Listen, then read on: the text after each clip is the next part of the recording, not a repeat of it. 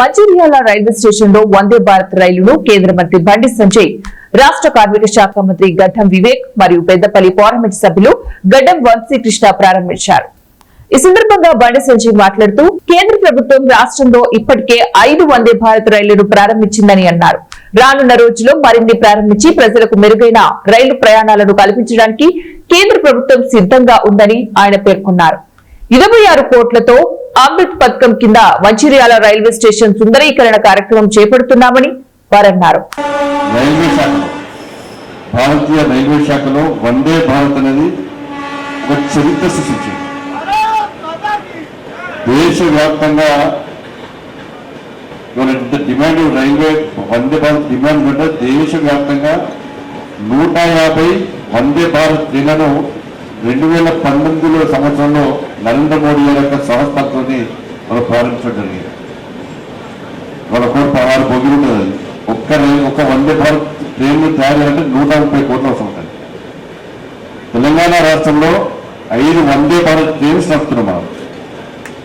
5 అతి త్వరలోనే హైదరాబాద్ నుంచి పూణే, హైదరాబాద్ నుంచి నాందేడ్ ఇంకా 2 వందే భారత్ను కూడా మనం ప్రారంభించబోతున్నాం.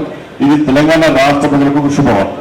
తెలంగాణ రాష్ట్రానికి సంబంధించి రైల్వే సంబంధించి కానీ జాతీయ రహదారులు కానీ అన్నిటికీ సంబంధించి కూడా కేంద్ర ప్రభుత్వము సరైన దిశలో ఒక ప్లాన్ ప్రకారం నిధులు కేటాయిస్తున్న విషయం వాస్తవం.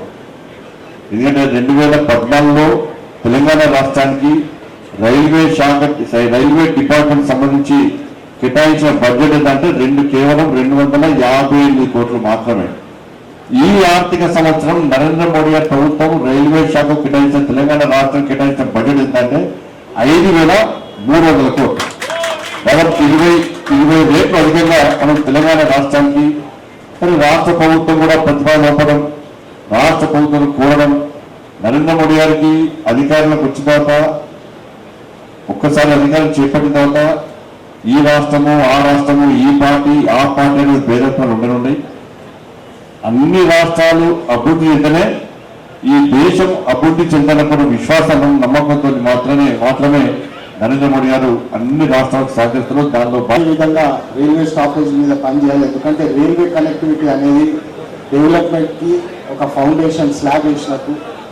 రైల్వే కనెక్టివిటీ వస్తే ఆ ప్రాంతాల నుంచి ట్రేడ్ కానివ్వండి, మూవ్మెంట్ పెరుగుతుంది, ఇన్ఫ్రాస్ట్రక్చర్ డెవలప్మెంట్ అవుతుంది, పూర్తిగా అభివృద్ధి బాటలో వెళ్ళే అవకాశం దక్కుతుంది మనకు రైల్వే కనెక్టివిటీ, రోడ్ కనెక్టివిటీ అని చెప్పి చాలామంది నాకు ఈ వందే భారత్ ట్రైన్ ఇక్కడికి వస్తే బాగుంటుందని చెప్పి అనేక రిప్రజెంటేషన్స్ ఇవ్వడం జరిగింది. మీ అందరు చూసినారు. నాకు రైల్వే బడ్జెట్ మీద మాట్లాడడం అవకాశం వచ్చిన ఫస్ట్ స్పీచ్లోనే రామగుండము, మంచిర్యాల, పెద్దపల్లి డిస్ట్రిక్ట్, మంచిర్యాల డిస్ట్రిక్ట్లో 2 స్టాప్లు కావాలని చెప్పి అప్పుడు రైల్వే బడ్జెట్ మీద కూడా మాట్లాడడం జరిగింది. మీ అందరు తెలుసు, మన దగ్గర కోల్ మైన్స్ ఎక్కువ ఉంటాయి, కోల్ వర్కర్లు ఎక్కువ ఉంటారు. మనము రైల్వే శాఖకి ఇచ్చే కాంట్రిబ్యూషన్ దాదాపు 10,000 కోట్ల పైన ఉంటుందని చెప్పి ఈ సందర్భంగా అందరికీ గుర్తు చేస్తున్నాను. మంత్రి గారు కూడా ఉన్నారు.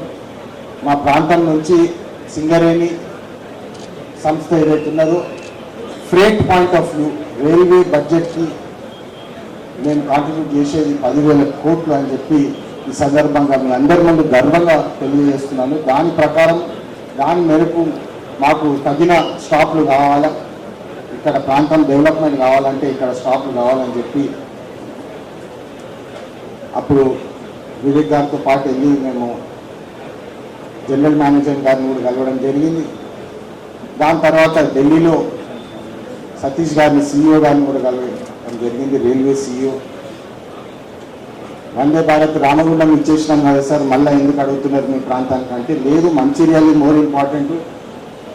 ఎందుకంటే కెపాసిటీ యూటిలైజేషన్ మీకు తగ్గట్టు వస్తలేదు. ఈ రైల్వే లైన్ ఏదైతే ఉన్నదో మీకు సక్సెస్గా కావాలంటే కెపాసిటీ పెంచితేనే సక్సెస్ అవుతుందని చెప్పి మళ్ళీ వాళ్ళకి ఫ్యాక్ట్స్ అండ్ ఫిగర్స్ ఇచ్చి అశ్విని వైష్ణవ్ గారికి కూడా పెద్ద ధన్యవాదాలు. ఎందుకంటే లక్కీగా నా అదృష్టం ఏంటంటే అప్పుడు నరేంద్ర మోడీ గారు ఉన్నారు, అశ్విని వైష్ణవ్ గారు ఉన్నారు. వెంటనే వారు కూడా స్పందించినారు. ఈ ఇష్యూ బర్నింగ్ ఇష్యూ అయిపోయింది. మంచిర్యాల నుంచి చాలా రిప్రజెంటేషన్లు వచ్చినాయి. ఖచ్చితంగా దీని మీద పనిచేస్తామని